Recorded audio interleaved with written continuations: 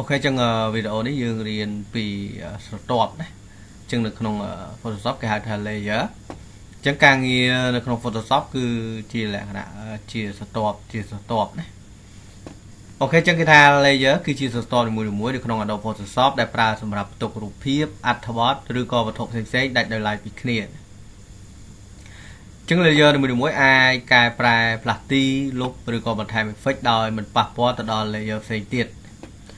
ចឹងអ្នកអាចស្រមៃថា layer ដូចជាសន្លឹកកញ្ចក់ថ្លាជាច្រើនស្រទាប់ដែលដាក់តម្រៀបគ្នាណាអ្វីដែលស្ថិតនៅខាងលើស្រទាប់ខាងលើនឹងបង្ហាញនៅលើស្រទាប់ខាងក្រោមចឹងនៅពេលដែលស្រទាប់មួយនៅខាងលើគឺវាបាំងនៅស្រទាប់ខាងក្រោមវិញអូខេចឹងយើងមកមើលចំណុចទី11មួយអត្ថប្រយោជន៍នៃការប្រើប្រាស់ layer ណាចឹងគេថាកែប្រែ object មួយដោយឡែកងាយស្រួលបន្ថែមឬក៏លុប element អាចផ្លាស់ប្ដូរលំដាប់នៃវត្ថុបន្ថែម effect ដោយមិនប៉ះពាល់ទៅដល់រូបភាពដើមងាយស្រួលកែសម្រួលនិងរចនាគម្រោងធំណាអូខេចឹងយើងមកមើលផ្ទាំងនេះគឺជាផ្ទាំងដែលយើងធ្វើការនៅក្នុង Photoshop ណាអូខេចឹងយើងឃើញនេះគឺ layer ណាវាមាន layer ទី1 layer ទី2ពេលណាដែលការងាររបស់យើងច្រើនគឺយើងមាន layer ច្រើនណាអូខេចឹងនៅក្នុងនេះយើងមាន layer filter មាន blending mode មាន view high layer ណាហើយបន្តមកទៀតយើងមាន more option យើងមាន layer opacity មាន fill opacity មាន lock all layer lock ឬក៏ unlock layer មួយណាអូខេចឹងមុននឹងយើងអាចធ្វើការជាមួយ Photoshop បានយើងត្រូវស្វែងយល់តាក់ទងទៅនឹង layer ហ្នឹងណាអូខេចឹងចំណុចដែលខ្ញុំបានបង្ហាញនៅខាងលើហ្នឹងចឹងយើងនឹងរៀននៅខាងក្រោមណាអូខេហើយរូបនេះគឺជា delete layer create new layer group ណា create new fill or adjust layer add a layer mask add a layer style ណាចឹងទាំងអស់ហ្នឹងយើងធ្វើ Photoshop គឺយើងនឹងជួបវារហូតហើយណាអូខេគេថារូបភាពនេះបង្ហាញពី layer panel នៅក្នុង Adobe Photoshop ណាចឹងខាងក្រោមនេះគឺជាការបញ្យល់លម្អិតអំពីផ្នែកនីមួយៗណាចឹងទី1យើងនិយាយអំពី layer filter ឬក៏អាចថា filter មានថាការច្រោះយកតែប្រភេទ layer ណាដែលយើងចង់បានណាអូខេចឹង layer filter គេថាប្រើសម្រាប់ស្វែងរកឬក៏បង្ហាញ layer ដែលយើងត្រូវទៅនឹងលក្ខខណ្ឌជាក់លាក់ចឹងឧទាហរណ៍ដូចជាយើងអាច filter តាមប្រភេទតាមឈ្មោះណាតាមប្រភេទ effect តាមតាក់ទងជាមួយ color ឬក៏ mode ឬក៏ attribute ផ្សេងណាអូខេចឹងខាងនេះយើងវាមាន pixel មាន text មាន shape មាន smart object ចឹងទៅណាអូខេចឹងអត្ថប្រយោជន៍នៃការប្រើប្រាស់នៅ layer filter គឺងាយស្រួលរក layer នៅក្នុង project ដែលមាន layer ច្រើនណាកាត់បន្ថយពេលវេលានៃការស្វែងរកអូខេចំណុចទី2យើងនិយាយអំពី blend mode អញ្ចឹង blend mode នេះគឺរបៀបនៃការលាយពណ៌អញ្ចឹង blend mode គឺកំណត់របៀបដែល layer ខាងលើលាយជាមួយ layer ខាងក្រោមណាអញ្ចឹង default គឺយើងយកជា normal ចឹង blend mode ដែលយើងប្រើញឹកញាប់មាន normal មាន multiply មាន screen មាន overlay មាន soft line មាន hard line មាន color dark មាន color burn ហើយនឹងមួយទៀត different ណាជាឧទាហរណ៍ចឹងយើងមើល multiply គេថាធ្វើឲ្យរូបភាពមានភាពងងឹត screen នេះធ្វើឲ្យរូបភាពមានភាពភ្លឺ overlay គឺបន្ថែមកម្រាស់នៃពណ៌ណា contrast ហ្នឹងដល់ពេលយើងយកវាគឺវាកាន់តែច្បាស់ណាអូខេចំណុចទី3គឺយើងនិយាយអំពី layer opacity ចឹងភាពថ្លារបស់ layer ណាចឹង opacity គឺជាការកំណត់ភាពថ្លារបស់ layer ចឹងប្រសិនបើយើងដាក់ 100% មានន័យថា layer របស់យើងគឺមិនថ្លាទេណាចឹងមានថាពណ៌អីគឺវាពណ៌នឹងដិតតាមដងណាហើយសម្រាប់ 50% វិញមានន័យថា layer របស់យើងថ្លាពាក់កណ្ដាលហើយសម្រាប់ 0% វិញគឺ layer របស់យើងគឺមើលមិនឃើញអូខេចឹងមានន័យថាគេប្រើសម្រាប់ watermark ឬក៏ជាប្រភេទស្រមោលឬក៏ជាប្រភេទនៃការធ្វើ effect ផ្សេងៗណាចឹង effect នេះយើងអាចដេញពណ៌ពីច្បាស់ទៅព្រាលអីចឹងទៅ ហើយយើងអាចដាក់ watermark ណា watermark យើងតែតែឃើញអក្សរហើយឃើញដាមទៅដល់ក្រោយចឹងហ្នឹងគឺយើងប្រើជាមួយនឹង opacity ហ្នឹងអូខេចំណុចទី4យើងនិយាយអំពី fill opacity ដែលវាថាភាពថ្លារបស់ content ចឹង fill គឺយើងគ្រប់គ្រងតែ content នៅ layer ប៉ុណ្ណោះណាចឹងវាមិនប៉ះពាល់ទៅលើ layer style ទេចឹងឧទាហរណ៍ថា layer របស់យើងមាន drop shadow ឬក៏ប្រភេទ stroke ណាមានន័យថាជាប្រភេទស្មៅកែមអូខេចឹងបើយើងយក fill ស្មើ0លទ្ធផលរបស់យើងគឺអត្ថបទបាត់ហើយ shadow នៅតែបង្ហាញណាចឹងមានថាយើងយកដូចជាមនុស្សរូបមនុស្សអីចឹងទៅជាកែទៅធ្វើជាស្មៅអីចឹងទៅជាទាញរូបនឹងឲ្យ trade តិចទៅយើងដាក់អានឹង0មកចេញស្មៅហើយណាចឹងគេថានេះគឺជាភាពខុសគ្នាសំខាន់រវាង fill ហើយនិង opacity អូខេយើងមកមើលចំណុចទី5គឺគេនិយាយអំពី lock or layer ចឹង lock យើងចាក់សោជាងដឹងហើយចាក់សោគឺចាក់កុំឲ្យគេកែប្រែទៅលើ layer របស់យើងបាន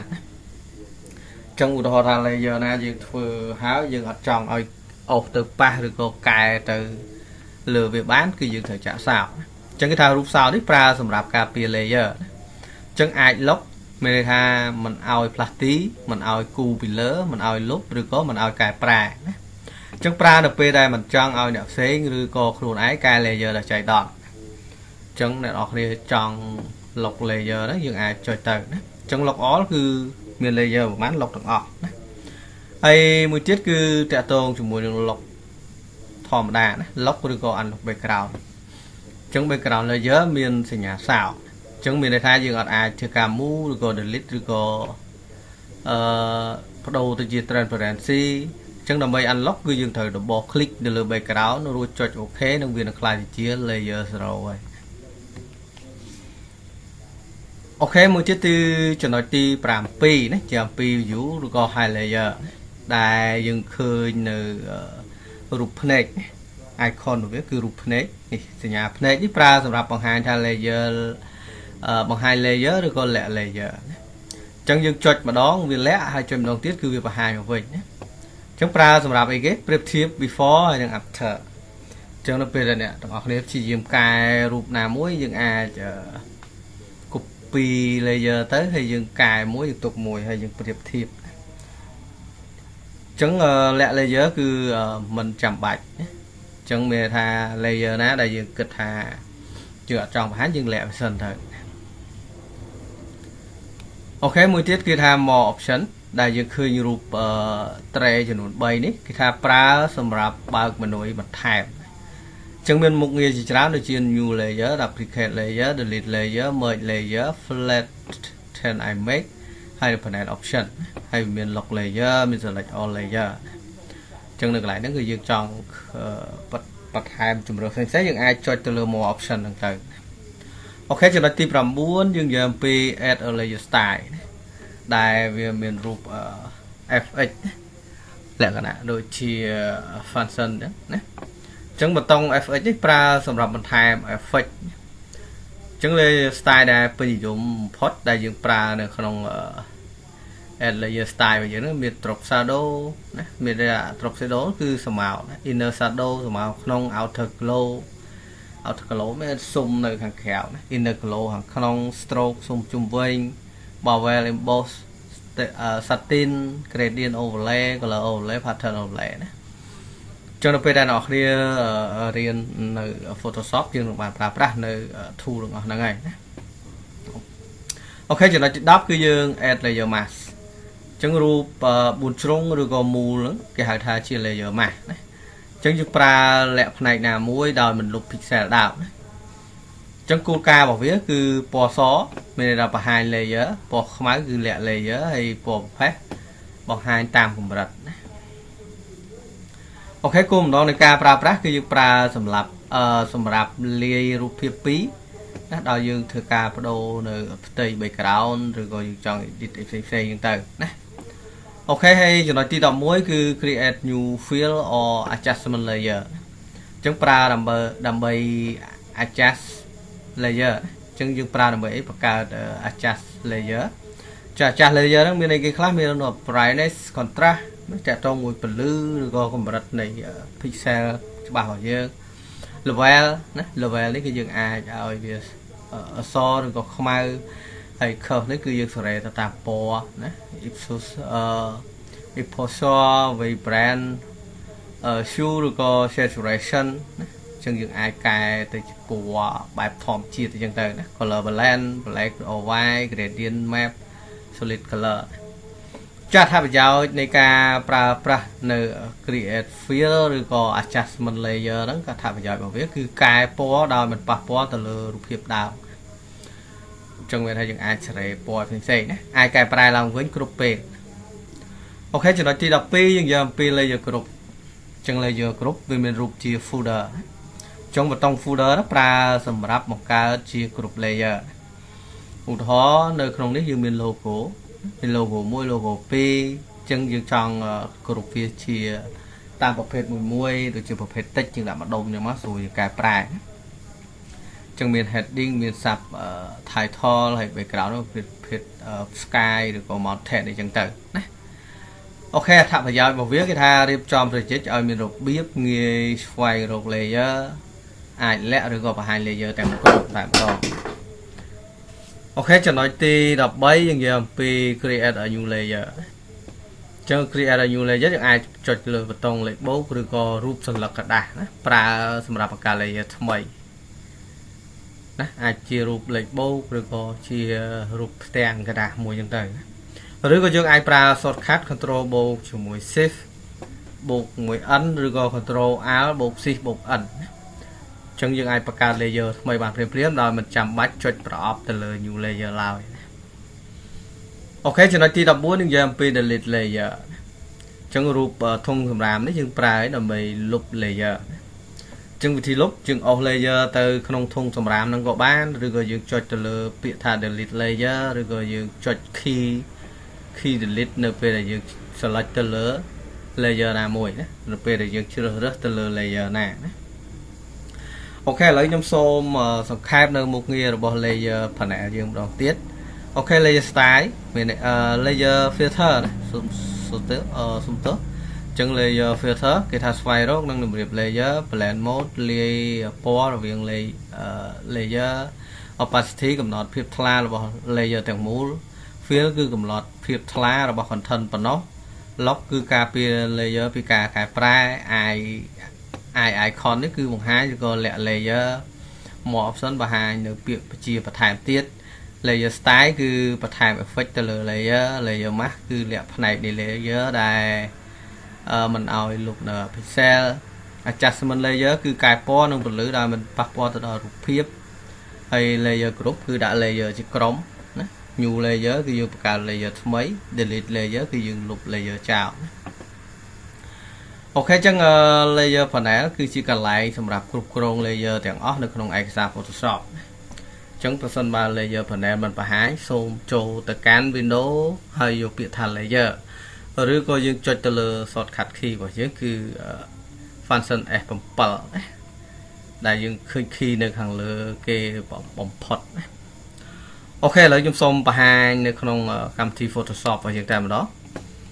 អូខេចឹងនៅពេលដែលអ្នកនរគ្នាអត់ទាន់បង្កើតស្លឹកកិច្ចការអីមួយទេគឺវាអត់មាន layer បង្កើតមកទេណាអូខេចឹងឧទាហរណ៍ថាខ្ញុំចង់បង្កើតនៅស្លឹកកិច្ចការថ្មីអ្នកនរគ្នាអាចចុចទៅលើពាក្យ file ហើយយើងយកទៅលើពាក្យ new ណា new ហើយយើងឃើញ shortcut របស់យើងគឺ control n ណាអញ្ចឹងយើងខ្ជិលចុចកន្លែងនេះយើងចុច control បូក 1n ក៏បានដែរអូខេចឹងបន្តមកទៀតយើងរើសប្រភេទស្លឹកកិច្ចការឬក៏យើងអាចកំណត់ទំហំដែលយើងត្រូវការតាមអ្វីដែលយើងចង់បានណាអូខេចឹងដូចជា YouTube ពួកយើងដាក់ថា12.8ហើយគុណនឹង720អូខេຂະຫນាតរបស់យើងគឺយើងគិត7.2 inch ក្នុង1 pixel ហ្នឹងទៅណា